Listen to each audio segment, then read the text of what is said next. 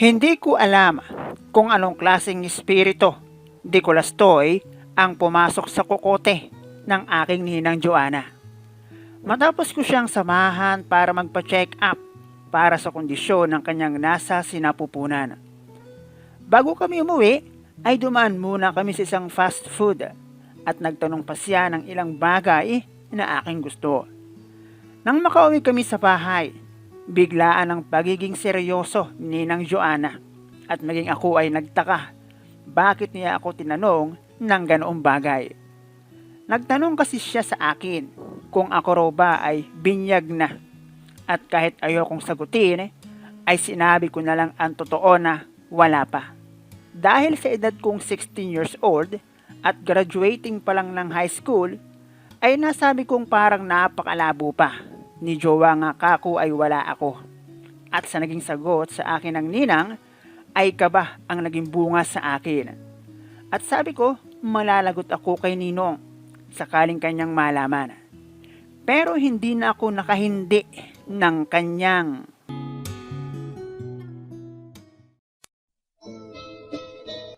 Hello guys and welcome dito sa Kasgul TV. At syempre kung ikaw ay bago dito sa aking channel at trip mo ang ganitong klase ng kwento, palike and subscribe naman dyan. Itago mo na lang ako sa pangalang Brian, 20 years old.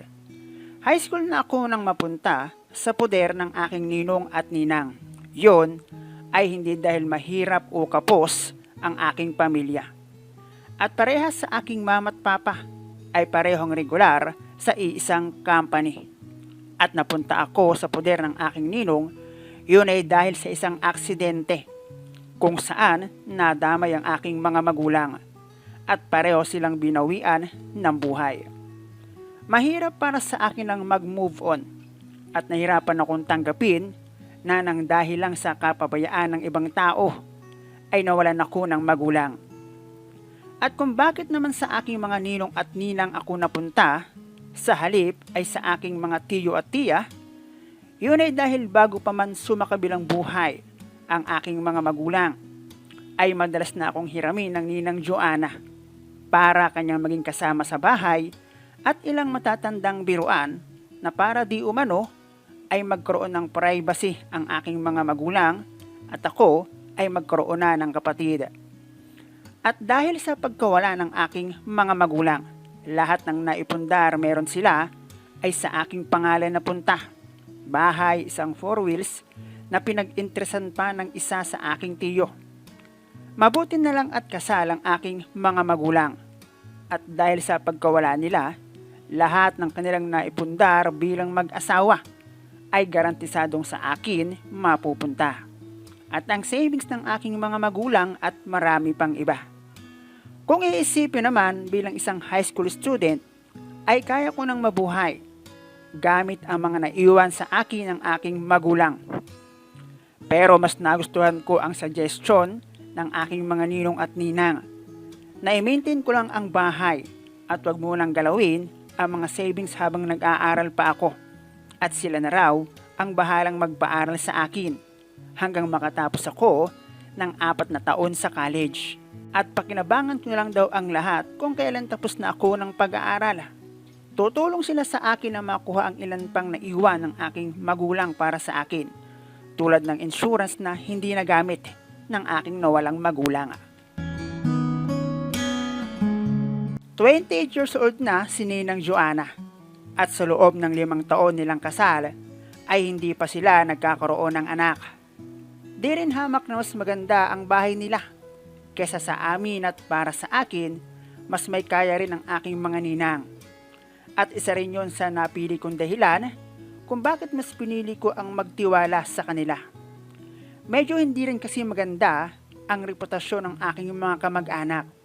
Bukod sa inggitan at siraan, naging mabuti lang naman sila sa akin noong maulila ako sa aking mga magulang. At dahil merong 4 wheels na naiwan ng aking mga magulang, si Ninang Joanna ang nagturo sa akin kung paano ako natutong magmaneho gamit mismo ang kanilang sasakyan. Lagari lang, Paroon at parito lang ako sa bahay at sa bahay ng ninong ko. Pero pag wala sa barko ang ninong, ay ninanamnam ko ang buhay nag-iisa sa bahay. Ang nangyari kasi, noong iwan ako ng aking mga magulang, matapos akong tulungan ng ninang Joanna sa dapat ay aking maklaim bilang anak at mailipat sa aking pangalan ang dapat ng lahat ilipat, ay personal akong kinuha ng ninong ko na maging kanilang scholar hanggang sa 4 na taon sa college. At dahil grasya iyon, lalo't wala namang kapalit tinanggap ko. At bago nga ako nakagraduate ng high school ay nagbunga ang kanilang pagtsatsaga na magkaroon ng panganay, sina Ninong at Ninang.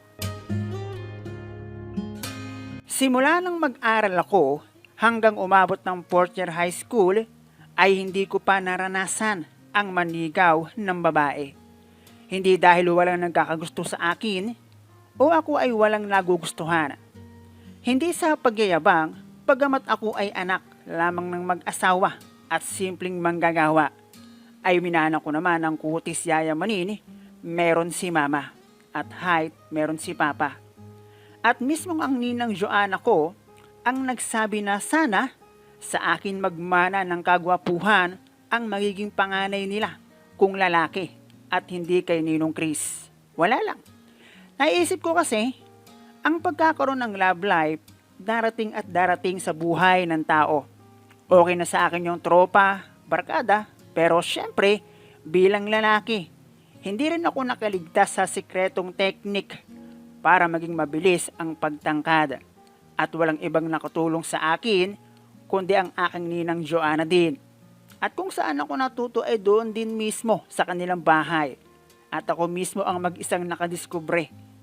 Noong makaramdam ako ng sobrang pagkagutom sa araw-araw kong pananatili kasama si Ninang Joanna. Hindi ko naman siya masisisi. Bahay nila yon, magagawa niyang isuot anuman ang kanyang gustuhin. At doon lang ako harapang nabulaga na tila ba isang blind spot na kurbada sa laki. At ang isip ko pa, malamang kaya ganun na lang kung pumorma si Ninang ay dahil anak na ang turing niya sa akin.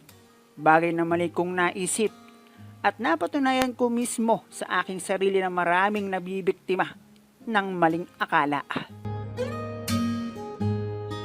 Bago ako nakagraduate ng high school, ay nagbunga ang masigasig na paglalaro ng ungguyan ng Ninang Joanna at Ninong Chris.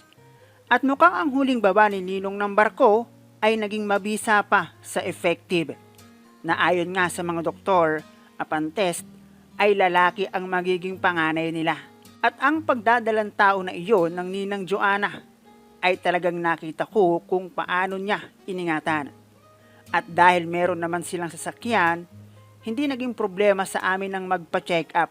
Hanggang sa isang senaryo nga ng aking buhay ang hindi ko inasahan mangyari.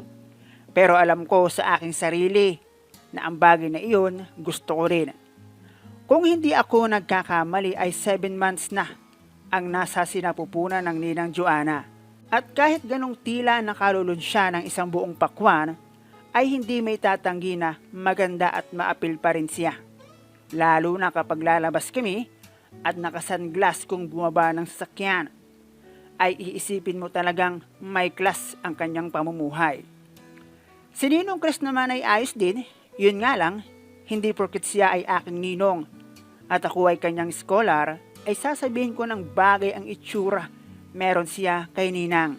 And I say no, big no. Dahil bukod sa maitim, ay ganito na lang, para siyang si Captain Akagi ng Shohoku. Ang dahilan kung bakit nasabi ng Ninang Joanna na sana ay sa akin magmana ng kagwapuhan ng kanilang magiging panganay kung lalaki. Pagkatapos ng check-up ng Ninang Joanna, dumaan kami sa isang fast food para mananghalian, then namasyal pa kami. At nagtatanong kung meron daw ba akong gustong bilhin at siya raw ang magbabayad. Alam ng Ninang kung gaano kalaki ang halaga ng naiwan sa akin ng aking magulang. Hindi pa kasama ang lupa't bahay at sasakyan at ilang kagamitan. At dahil buntis at malapit na ang kanyang kabuwanan, naisip kong magpabili na lang ng ilang bagay na hindi kamahalan para lang hindi siya mapahiya dahil parang gustong gusto niya akong gastusan ng araw na iyon. Pero nang makauwi kami ng bahay ay nag-iba ang ambience sa loob ng bahay. Nang habang kumakain kami ng tinake out naming cake from Goldie, ay naitanong sa akin ng ninang kung ako raw ba ay binyag na.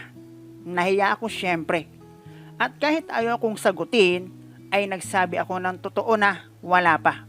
Bukod sa hindi pa ako nagkakajowa, ay nasa school pa lang ako at parang ang ganoong bagay ay napakalabo pa para sa akin. Natawa ang ninang Joanna, samantalang ako naman kinabahan. Nang sabihin niyang ang bagay na iyon ay kanyang ereregalo sa akin. Basta amin-amin lang at walang ibang makakaalam. Hindi ko naman sinabing ayaw ko. Ang sinabi ko lang, malalagot ako kay Ninong pag nalaman. At doon ay inulit ng ninang, kaya nga atin-atin lang. Akong bahala sa'yo, basta walang laglagan. Ang akala ko pa nga ay merong schedule, pero yun pala ay noon ding araw na iyon. Hindi ako ready. At ang paalala sa akin ng ninang Joanna, sa oras na andun na kami para mag-test drive ay dahan-dahan dahil nga buntis siya at 2 months na lang lalabas na ang kanilang panganay. Ayun, namangha ang ninang dahil hindi raw niya akalain na mahaba ang aking pasensya. At kung siya lang daw, bibigyan na niya ako ng lisensya. Hindi rin kasi niya inasahan na kahit iyon ang una kong sampa, aking magagawa ng maayos.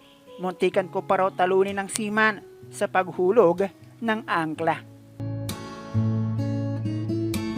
At hindi porket akin daw nanasahan ay magjojowa ako't aking susubukan sa iba. Mag-stick lang daw ako sa aking plano at magtapos muna ng pag-aaral.